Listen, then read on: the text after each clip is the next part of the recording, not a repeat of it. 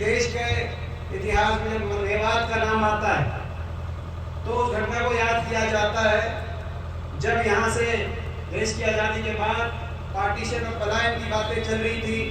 बहुत बड़ी संख्या में पलायन भी हो गया था। उस समय संविधान सभा के सदस्य मेरे दादाजी थे, चौधरी रणवीर सिंह जी, उनकी जिम्मेदारी लगी, वो आए यहाँ और उन्होंने सारे मेवात के जो सारे बड़े चौधरी थे उनसे बात करी और सबने कहा कि एक ही बात हो सकती है, आप आए हो तो साहब एक बात हो सकती है, अगर गांधी जी आके ये कहें कि ये देश सबका है, गांधी जी आके खुद विश्वास दिलाए, आप गांधी जी को ले आओ। उसके बाद दादाजी चौधरी रणवीर सिंह जी दिल्ली गए। गांधी जी बिरला मंदिर दिल्ली में, बिरला मंदिर में रुके हुए थे। वहां पे गांधी जी से बात करी और गांधी जी ने कहा 2 दिन के बाद का समय आप रख दो। और चौधरी रणवीर सिंह जी अपनी जीत में और गांधी जी के साथ यहाँ पर आए, घासेड़ा गांव में आए। मुझे गर्व है इस बात का कि भाई जो है ऐसे स्वतंत्रता सेनानियों का खून मेरी रगों में भी है, जिन्होंने यहाँ पे एक विश्वास और एक संकल्प लिया कि ये देश है तो ये सभी का देश है, सभी धर्म सब जातियों का देश है, ये देश की हमारी यही बुनियाद है। और मुझे इस बात का भी गर्व है कि आपके बीच में खड़ा हुई एक ऐसी मेवात, एक ऐसा इलाका और ये एक ऐसी कौम, अगर देशभक्त कौम का अगर कोई मिसाल पूरी देश में दी जानी चाहिए तो मेवात कौम की दी जानी चाहिए। और कोई ये एक दिन का कोई उदाहरण या एक दिन की मिसाल नहीं है, ये वो कौम है, ये वो इलाका है।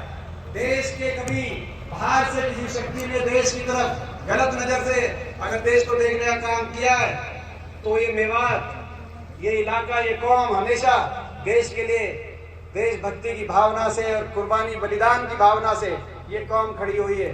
चाहे वो 1857 की लड़ाई हो, चाहे वो देश की आजादी का आंदोलन हो, चाहे जब बाबर की फौज आई बाहर से हिंदुस्तान की तरफ, उस समय शहीद हसन खान मेवाती का आप नाम याद करते हैं। उनके नेतृत्व में पूरा मेवात, ये हिंदुस्तान और इसकी संस्कृति की अगर रक्षा करनी पड़ेगी तो हम सबसे पहले आएंगे। और यही देशभक्ति की जो मिसाल मैं समझता हूँ किसी देश में और ऐसी नहीं मिलेगी। यही कारण था जब हमारी सरकार आई, पूरे हरियाणा के अंदर 22 जिले हरियाणा के अंदर है, मगर जो पहला फैसला लिया गया, वैसे हमारी सरकार में 4 मेडिकल कॉलेज बने, 5वां ASI फिर, लेकिन पहला जो फैसला लिया गया तो 2 मेडिकल कॉलेज बनाए। पहले मेडिकल कॉलेज में एक ही कलम से, एक सोनीपत में रोहतक एक सोनीपत में भगत फूल सिंह मेडिकल कॉलेज और दूसरा मेवात में शहीद हसन खान मेवाती मेडिकल कॉलेज। ये भावना, ये हुड्डा साहब के दिल में जो भावना है, कांग्रेस पार्टी के दिल में जो भावना, आप अंदाजा लगा सकते। और ये जो संकल्प है भारत जोड़ो का, मैं इस संकल्प पर भी आता हूँ।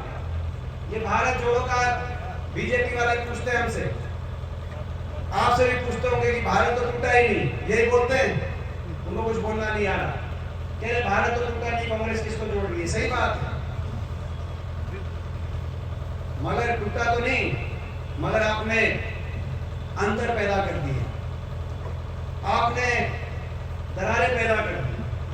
गरीब और अमीर में अंतर, बेरोजगार में और अच्छे रोजगार में अंतर, धर्म जाति भाषा के आधार पर कहीं आपने हिंदू मुस्लिम का नारा दिया, कहीं आपने उत्तर प्रदेश में और बिहार में यादव मौन यादव का नारा दिया, कहीं आपने जाट जाट का नारा दिया, कहीं धर्म का दिया, कहीं जाति का दिया, कहीं आपने अगड़े पिछड़े का दिया, कहीं दलित और अगड़े का दिया, आपने जातियों में, भाषाओं में, कहीं आपने हिंदी नॉन हिंदी का दिया। देश में अंतर पैदा कर दिया। और इस देश में जो अंतर पैदा कर दिया आपने, हमारा संकल्प है कि उस अंतर को मिटाने के लिए हम आगे बढ़ेंगे। और हरियाणा में उस संकल्प का मतलब ये, हरियाणा का क्या संकल्प का मतलब है, मैं 3 4 जो 5 हमारी हरियाणा की बातें वो भी आपके बीच में कहना चाहता हूँ। हरियाणा में क्या अर्थ है उसका? भारत जोड़ो, यानी कि गरीब को आर्थिक विकास से जोड़ो। भारत जोड़ो यानी कि हरियाणा के हर गरीब को 100 गज के प्लॉट, मकान और पीले कार्ड से जोड़ो। भारत जोड़ो यानी कि नौजवान को, बेरोजगार नौजवान, सबसे ज्यादा बेरोजगारी हरियाणा में, बेरोजगार नौजवान को रोजगार से जोड़ो। ये 2 लाख रिक्त पद पड़े हरियाणा के अंदर, सरकारी नौकरी 2 लाख भर्ती नहीं कर रहे, निजीकरण की तरफ चल पड़े, जैसे कैप्टन साहब बता रहे थे। तो भारत जोड़ो, बेरोजगार नौजवान को रोजगार से जोड़ो। भारत जोड़ो, जो बड़े बुजुर्ग हमारे हैं जिनका वायदा किया गया था 5100 पेंशन का, एक पार्टी हरियाणा में और भी पार्टी है, जेजेपी पार्टी, एक ऐसी पार्टी भी है, चुनाव चिन्ह है चाबी और ताला है नकली, चाइनीज ताला ले रहे हैं। गलत तो नहीं कह रहा? जिन्होंने नारा दिया था बीजेपी की सरकार को करेंगे जमुना पार, जमुना पार का नारा था, बीजेपी करो जमुना पार। बीजेपी ने नारा दिया था कि हम पहुंचेंगे 75 पार, ना हुई बीजेपी 75 पार, ना बीजेपी को नारा था जमुना पार। दोनों इलेक्शन के बाद मिल गए यार।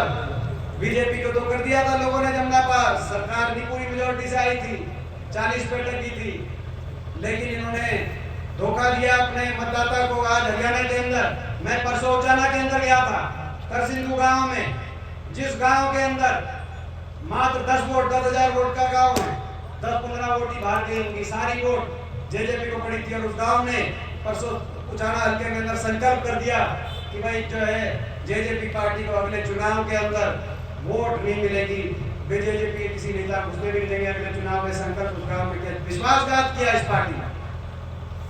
लोग जमुना पार का नारा था, सरकार को, बीजेपी की सरकार को लोगों ने जमुना पार पहुंचा दिया था, लेकिन ये जमुना पार पहुंचे, बीजेपी की सरकार को पकड़ा, खट्टर सरकार को जमुना पार से जमुना में डुबकी लगाई, मिलाया धुलाया, दोबारा से चंडीगढ़ में सरकार बनवाई और कह दिया हमें कि हमारा फैसला हो गया, अमित शाह के घर बैठ के समझौता हो गया, 5100 पेंशन मिलेगी। हुड्डा साहब ने कहा कि कांग्रेस पार्टी की तो घोषणा पत्र में पहली बात 5100 पेंशन की है, तुमने तो हमारी घोषणा पत्र में तो चुराया है। हम 5100 पेंशन 1 नवंबर 2019 से, यानी कि 3 साल से पहले से 5100 पेंशन हुड्डा साहब ने कहा कि कांग्रेस पार्टी देगी और हर साल बढ़ाने का काम करेंगे। जैसे पहले हमारी 10 साल की सरकार में देश में सबसे ज्यादा पेंशन हरियाणा में थी, हम हर साल बढ़ाने का काम करेंगे, देश में सबसे ज्यादा पेंशन देने का काम करेंगे, हमसे समझौता कर लो।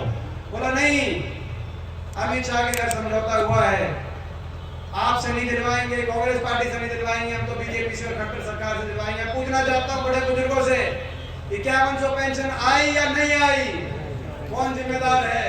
तो भाई भारत जोड़ो, यानी कि बड़े बुजुर्गों, अब 5100 का नारा हमारा नहीं, भारत जोड़ो, बड़े बुजुर्गों को 6000 देश में सबसे ज्यादा पेंशन से जोड़ो, ये भी हमारा संकल्प है। बड़े बुजुर्गों को 1,000 पेंशन से जोड़ो, नौजवानों को रोजगार से जोड़ो। आज महंगाई की इतनी मार, देश की अर्थव्यवस्था, इस सरकार ने अर्थव्यवस्था देश की चौपट हो गई। महंगाई की ऐसी मार, डीजल, पेट्रोल, खाद्य आगता और रसोई गैस का सिलेंडर हमारे समय 400 होता था, अब कितना मुझे बताने की जरूरत नहीं, कितना हो रहा है? 1000। ये 1000 वाला भी ठीक है, 1100 वाला भी ठीक है, 1160 वाला भी ठीक। आप पूछते हो कैसे? ये 1000 वाले ने लिखे, इसने 1 महीने पहले भरवाया था, 15 दिन पहले जिसने भरवाया वो 1100 पे था, ये 1 हफ्ते पहले भरवाया इसने 1160 वाला नहीं भरवाया। और ये तो महंगाई बहुत हुई, महंगाई की मार, अब की बार बीजेपी सरकार, आपकी बार मोदी सरकार बोलते थे, लेकिन हमारा संकल्प है महंगाई, भारत जोड़ो, यानी कि महंगाई का भी चक्कर तोड़ो। भारत जोड़ो, आज इतनी महंगी बिजली और एक के घर में इतने बिल आ रहे महंगाई में, उससे राहत देने के लिए। और फ्री बिजली का मतलब ये नहीं है जो ये दूसरी एक पार्टी दिल्ली के अंदर फ्री तो देती है, लेकिन इतनी ज्यादा कंडीशन लगा देते हैं कि केवल मात्र 20% लोगों को फ्री मिलती है। आपको याद होगा, हुड्डा सरकार बनी, कांग्रेस सरकार 1600 करोड़ के किसान के, गरीब आदमी के बिजली के बिल एक कदम से माफ करने का सबसे पहला फैसला उस समय भी हरियाणा में था। और इस बार भी फ्री बिजली का मतलब वो फ्री बिजली है।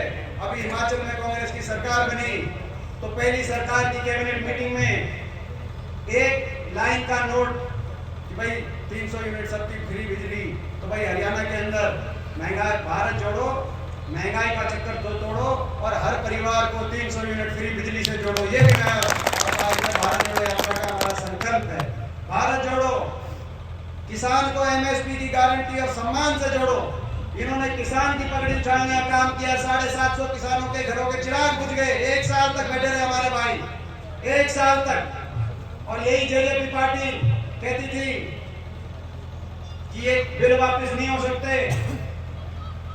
बीजेपी ने कितना अत्याचार किया, आप अंदाजा लगा सकते हो उन परिवारों को जिनके चिराग बुझ गए। इसीलिए हमारा ये भी संकल्प है, भारत जोड़ो, किसान को एमएसपी गारंटी और किसान को सम्मान से जोड़ो। किसान को सम्मान चाहिए और सम्मान की लड़ाई हरियाणा किसान लड़ना जानता है। मैं सरकार को कहना चाहता हूं, इन्होंने हरियाणा के किसान से टकरा के जो इन्होंने जो काम किया है उसका परिणाम भी उनको भुगतना पड़ेगा अगले चुनाव में। हम इनको अभी तो बड़ौदा के उपचुनाव में, आदमपुर के उपचुनाव में हमने इनको ट्रेलर दिखाया है। इनको पूरी फिल्म 2024 के विधानसभा चुनाव में पूरी फिल्म हम दिखाने का हतीम का मशहूर इलेक्ट्रो होम्योपैथी अस्पताल, जहां बिना इंजेक्शन ऑपरेशन के होता है इलाज, जैसे लकवा, गुर्दे या पित्त की पथरी, दमा, सांस, फेफड़ों की बीमारी, कोलेस्ट्रॉल, दिल की नसों में ब्लॉकेज या सूजन, बच्चेदानी में रसौली या गांठ, सफेद पानी, शुगर, बीपी, थायराइड जैसी बीमारी, जोड़ों का दर्द, डिस्क स्लिप, घुटने व कमर दर्द, पीलिया या पुराना बुनियादी बुखार, बवासीर या सेक्स समस्याएं, नामर्दी धात, शीघ्र पतन, बिना अंग्रेजी दवाओं के इलेक्ट्रो होम्योपैथी से केवल 100 रुपए में इलाज किया जाता है। यहाँ पर life care institute of medical science में सभी डिप्लोमा कोर्स जैसे BEMS, CMS, ED, DMLT, ANM, GNM जैसे नर्सिंग कोर्स कराए जाते हैं।